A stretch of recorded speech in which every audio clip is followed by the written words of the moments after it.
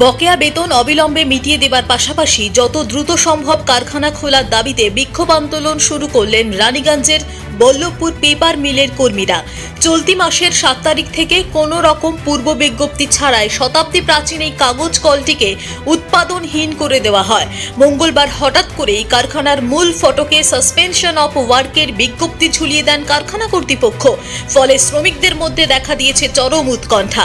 আন্দোলনরত শ্রমিকদের পক্ষ থেকে সিটু নেতা হেমন্ত প্রভাকর বলেন, কারখানা বন্ধের বিষয়টি নিয়ে তাঁরা শ্রম দপ্তরের পাশাপাশি জেলা প্রশাসনের উচ্চ স্তরে কথা বলার চেষ্টা চালিয়ে যাচ্ছেন, কিন্তু কোনো পক্ষই তাঁদের কথা শুনতে চাইছেন না। হেমন্ত বাবুর দাবি, কারখানার শ্রমিকদের মজুরি, বেতন সহ অন্যান্য পাওনা বাকি রেখে কখনো সাসপেনশন অফ ওয়ার্কের বিজ্ঞপ্তি দিতে পারেন না কারখানা কর্তৃপক্ষ। চটজলদি সমস্যার সমাধান না হলে তাঁরা জাতীয় সড়কে ধর্নায় বসতে বাধ্য হবেন বলে হুঁশিয়ারি দিয়েছেন। হেমন্ত বাবুর সুরেই বৃহত্তর আন্দোলনের পথে পা বাড়ানোর হুঁশিয়ারি দিয়েছেন কারখানার অপর শ্রমিক তরুণ গড়াই সহ অন্যান্যরা। এটা একটা বড় চরম সংকটের দিন। 7 তারিখ 8 তারিখ থেকে মিল বন্ধ হয়েছে। আমরা চিঠি পর চিঠি হচ্ছে যে ডিএলসিকে জানিয়েছি, আজ পর্যন্ত না এখানে কেউ এসছে আর না কেউ হচ্ছে যে কথা বলছে। কালকে রাত্রে হঠাৎ করে নোটিশ 8 তারিখ থেকে মিল বন্ধ করেছিল। কালকে সন্ধ্যেবেলা নোটিশ দেয় সাসপেনশন অফ ওয়ার্ক 30 তারিখ থেকে ঘোষণা করে দিল। 1 মাস পেমেন্ট পাইনি আর 1 মাস ধরে বসে আছি। গত 30 তারিখ থেকে সকাল 6টা থেকে সাসপেনশন অফ ওয়ার্ক হলো। 1 মাস এমনি বসলাম, আবার কাল থেকে সাসপেনশন অফ ওয়ার্ক। এখন 1 মাসের পেমেন্ট পেলাম না, 1 মাস ধরে বসে আছি। কী খুলবে জানি না। আজকে সেই জন্য আমরা শ্রমিকরা, পেপার মিলের শ্রমিকরা আমরা কারখানা গেটে জড়ো হয়েছিলাম। সবাই আমরা পেপার মিলের শ্রমিকরা জড়ো হয়েছিলাম। আমরা প্রশাসনকে একদম হুঁশিয়ারি দিচ্ছি যে ইমিডিয়েটলি আমাদের পেমেন্টটা দেওয়া হোক। কালকে যদি আমরা, এখন তো রাস্তায় তো আপনারা বসিয়েছেন, আর কালকে যদি আমরা জাতীয় সড়কে বসে যাই তখন আপনারা বলবেন কি আমরা নিয়ম ভঙ্গ করলাম। আমরা আইন হাতে নিতে চাই না। আমরা চাই না যে প্রশাসন ডিস্টার্ব হোক। এখন মাধ্যমিক পরীক্ষা শুরু হয়েছে, এটা একটা অন্যরকম। আমরা চাই না যে আমাদের ঘরের বাচ্চা ছেলেদের কষ্ট হোক। কিন্তু শুনুন, যদি পেমেন্ট না পায় তাহলে আমরা সরকারের কাছে প্রশ্ন করছি, রাজ্য সরকারের কাছে, তাহলে কি রাস্তা আপনারা বলে দিন। আপনি পেমেন্ট দিতেন, পেমেন্ট দেওয়ার পর আমরা চাইবো যে মিল খুলুক। আমরা চাই না যে মিল বন্ধ হোক, কিন্তু পেমেন্টও দিতে হবে। স্পষ্ট দাবি যে ইমিডিয়েটলি হচ্ছে যে আলোচনার জন্য মালিককে বসুক। মালিক কার প্রশ্রয়তে এরকম নোটিশ দেয়? কার সঙ্গে আলোচনা করে নোটিশ দিয়েছে? ও বেতনটা ক্লিয়ার করতে পারতো। 7 মাস 8 মাসের পিএফ আমাদের বাকি আছে শ্রমিকদের, পিএফে টাকা দেয়নি, ইএসআই আপডেট নেই। রিটায়ারমেন্ট লোক যারা রিটায়ারমেন্ট শ্রমিক 1 বছর ধরে তারা গ্র্যাচুইটি টাকা পায়নি। এই ডিউজ তো ক্লিয়ার করতে হবে, তবেই তো নোটিশ দেবে। এই ডিউজ ক্লিয়ার না করে এরকম নোটিশ দিতে পারে কোম্পানি? ব্যবস্থা করুন।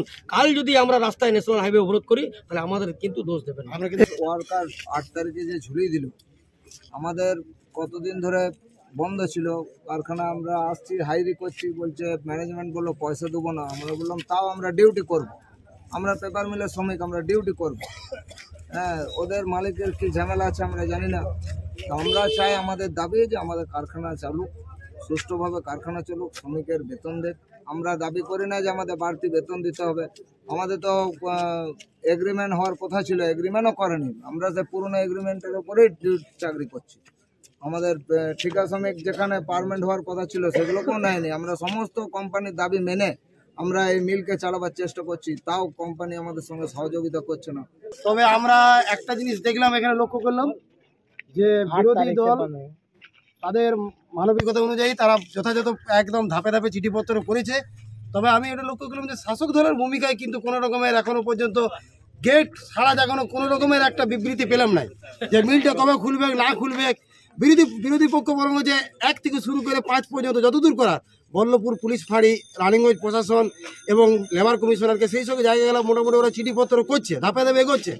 বর্তমানে এরা আরও পদক্ষেপ নেবে, কিন্তু সেটা হচ্ছে আরও ন্যাশনাল হাইওয়ে অবরোধ করে যেতে পারে, সেটার জন্য প্রস্তুতি আছে। কিন্তু শাসক দলের কোনো রকমের সাড়ম্বরভাবে যে গেটকে জানানো হলো, শ্রমিকদেরকে জানানো হলো যে এই করা যাবে, আমরা এই মিল এই জায়গায় আছে, এখন এই পরবর্তীকালে এই হতে পারে, এতদিন হতে পারে, পারমানেন্ট ওয়ার্কার এইভাবে পাবে, কোনো রকমের আমরা 30 দিন পেরিয়ে গেল, কোনো রকমের সাড়া পাইনি।